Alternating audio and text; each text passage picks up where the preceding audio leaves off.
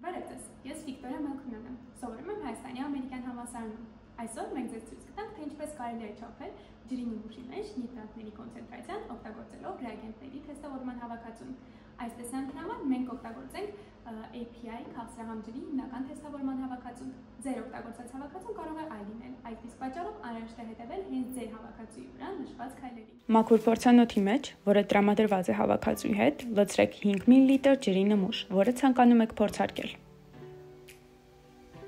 Այնուհետև հանեք նիտրատի թեստավորման առաջին լուծույթի ռեագենտի շշի անվտանգության կափարիչը, սեղմելով ներքև և պտտելով։ Շիշը պահեք գլխի վայր, ջրի նմուշի նկատմամբ ուղղահայաց։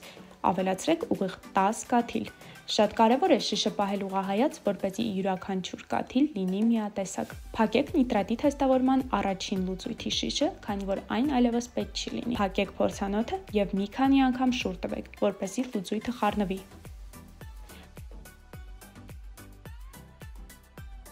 Այժմ վերցրեք նիտրատի թեստավորման երկրորդ լուծույթը, այն կերպ ավելացրեք ճիշտ 10 կաթիլ այս ռեագենտից փորձանոթի մեջ։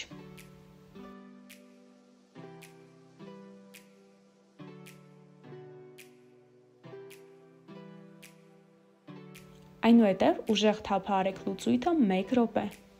Այս քայլը ևս շատ կարևոր է, որպեսզի փորձարկումը լինի ճշգրիտ։ Թափը արելուց հետո սպասեք 5 րոպե, որպեսզի գույնը ի հայտ գա։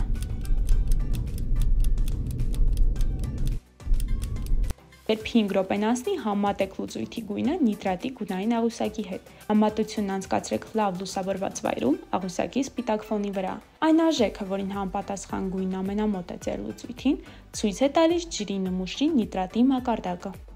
Արդեն փորձարկված և գրանցված լուծույթը պետք է գցել աղբամանը և ոչ մի դեպքում չլցնել այն ջրի մեջ, որով կատարում եք փորձարկումները։ Այն փորձանոթը, որի մեջ կատարվել են փորձարկումները, պետք է 3 անգամ լվանալ մաքուր ջրով։